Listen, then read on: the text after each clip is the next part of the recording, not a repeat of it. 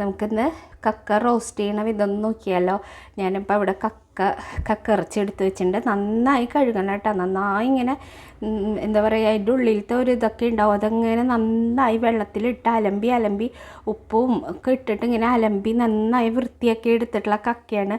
അത് നമുക്കിനി എന്താ പറയുക, കുക്കറിലേക്ക് മാറ്റാം. കുക്കറിൽ കുറച്ച് സാധനങ്ങളൊക്കെ ആഡ് ചെയ്തിട്ട് വേണം.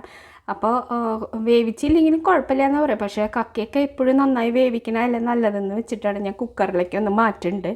ഇതൊന്ന് കുക്കറിലേക്ക് മാറ്റട്ടെ കേട്ടോ. അപ്പം നമ്മുടെ കക്കേനെ ഞാൻ കുക്കറിലേക്ക് മാറ്റിയിട്ടുണ്ട്. ഇനി ഇതിലേക്ക് കുറച്ച് കാര്യങ്ങളൊക്കെ പൊടികൾ ആഡ് ചെയ്ത് കൊടുക്കണം. ആദ്യം നമുക്ക് മഞ്ഞൾപ്പൊടി ആഡ് ചെയ്ത് കേട്ടോ. മഞ്ഞൾപ്പൊടി മറക്കരുത്.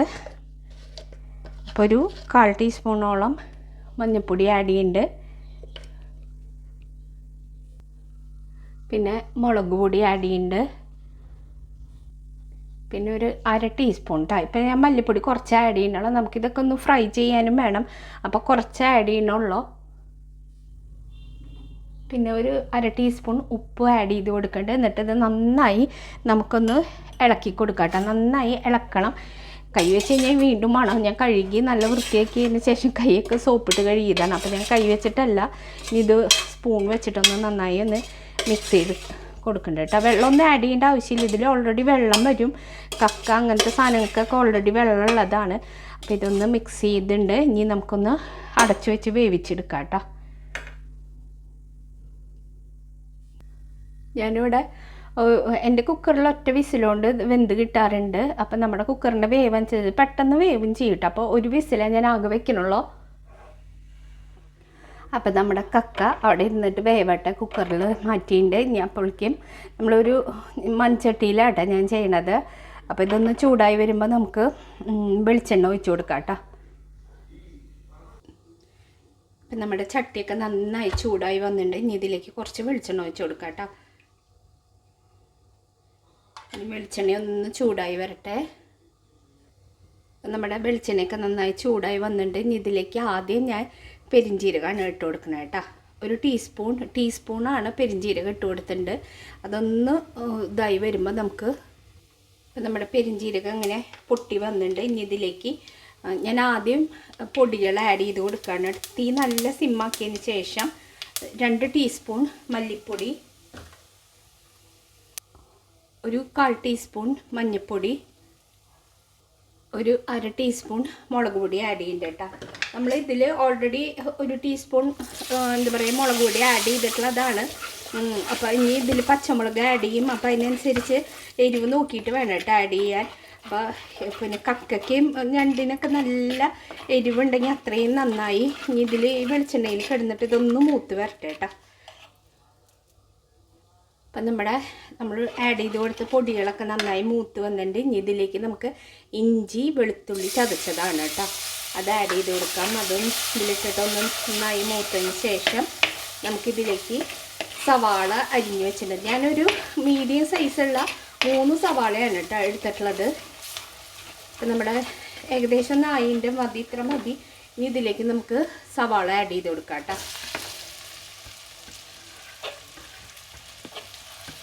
സവാള അതിൽ കിടന്ന് നന്നായി ഒന്ന് മൊരിഞ്ഞ് വരണം.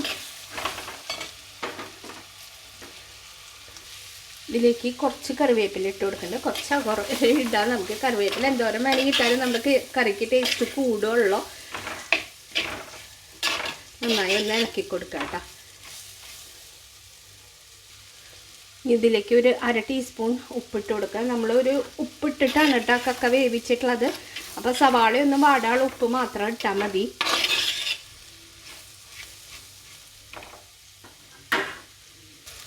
അപ്പം നമ്മുടെ സവാളയൊക്കെ ഏകദേശം നന്നായി ഇപ്പോൾ ഒന്ന് മൂത്ത് വന്നിട്ടുണ്ട്. നമുക്കിനി ഇതിലേക്ക് തക്കാളി ആഡ് ചെയ്ത് കൊടുക്കാം കേട്ടോ. ഞാൻ 2 മീഡിയം സൈസുള്ള തക്കാളിയാണ് അരിഞ്ഞ് വെച്ചിട്ടുള്ളത്. അത് ഇതിലേക്ക് ആഡ് ചെയ്യാം.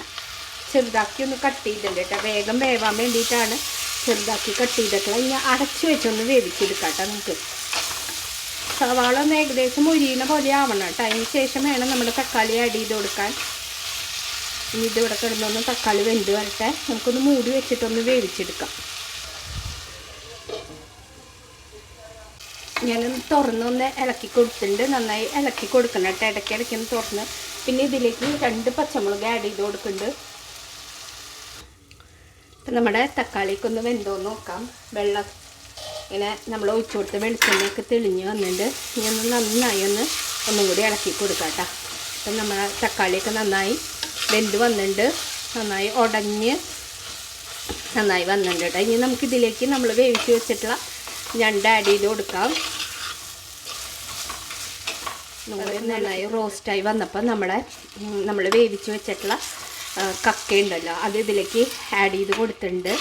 ഇനി നന്നായി ഒന്ന് ഇളക്കാട്ടോ. വെള്ളം നമ്മളൊന്ന് ഒട്ടും ഒഴിക്കാണ്ടാണല്ലോ കക്ക വേവിക്കാൻ വെച്ചേ, എന്നാലും ഇതിൽ നല്ല വെള്ളം കുറച്ചിങ്ങനെ വെള്ളം വന്നിട്ടുണ്ട്.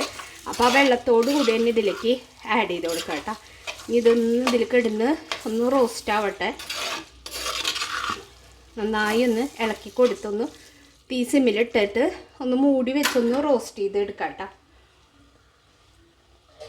നമുക്കൊന്ന് മൂടി വെച്ചിട്ട് റോസ്റ്റ് ചെയ്തെടുക്കാം. ഇടയ്ക്ക് തുറന്ന് ഇളക്കി കൊടുക്കാൻ മറക്കരുത്.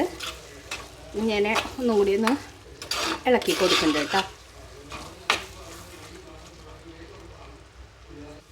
നമ്മുടെ കക്കയൊക്കെ നന്നായി റോസ്റ്റായി വന്നിട്ടുണ്ട്. ഞാനിത് ഗ്യാസൊക്കെ ഓഫ് ചെയ്യുക ഒന്ന് സിമ്മാക്കുന്നുണ്ട് കേട്ടോ. ഞാൻ ഫുൾ തീയിൽ വെച്ചിട്ടൊന്ന് കുറച്ച് നേരം ഒന്ന് റോസ്റ്റാക്കി.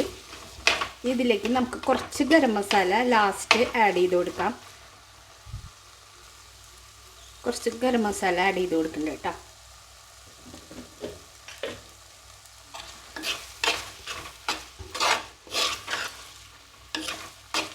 ഇത് നന്നായി ഒന്ന് ഇളക്കി കൊടുക്കണം, നന്നായി ഇളക്കണം. നമ്മൾ ഇട്ട ഗരം മസാലയൊക്കെ എല്ലായിടത്തേക്കും ആവണം.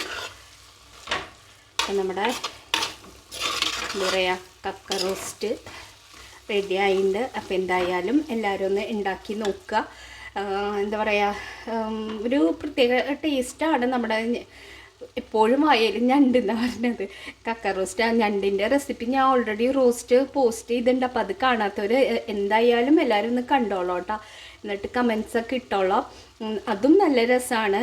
അപ്പോൾ ഇതും വേറൊരു ടേസ്റ്റാണ്, കക്ക ഇറച്ചിക്ക് വേറൊരു ടേസ്റ്റാണല്ലോ. അപ്പോൾ എന്തായാലും എല്ലാവരും ഒന്ന് ഉണ്ടാക്കുക. എന്നിട്ട് അഭിപ്രായങ്ങളൊക്കെ ഒന്ന് പറഞ്ഞോളൂ കേട്ടോ വീഡിയോ. അപ്പോൾ നമ്മുടെ കക്ക റോസ്റ്റൊക്കെ ഞാനൊരു പ്ലേറ്റിലേക്ക് ഒന്ന് മാറ്റിയിട്ടുണ്ട്. വീഡിയോ എടുക്കാനൊക്കെ ഫോട്ടോ എടുക്കാനൊക്കെ ആയിട്ട് നല്ല ടേസ്റ്റാണ്, നല്ല രസമാണ്. കക്ക എന്ന് പറഞ്ഞു കഴിഞ്ഞാൽ നാടൻ അങ്ങനെ കറികളൊക്കെ ഇഷ്ടപ്പെടുന്നവർക്ക് തീർച്ചയായിട്ടും ഇഷ്ടമാവും. അപ്പോൾ വീഡിയോ ഇഷ്ടമായെങ്കിൽ ലൈക്ക് ചെയ്യാനും ഷെയർ ചെയ്യാനും സബ്സ്ക്രൈബ് ചെയ്യാനൊന്നും ആരും മറക്കരുത്. Thank you friends for watching.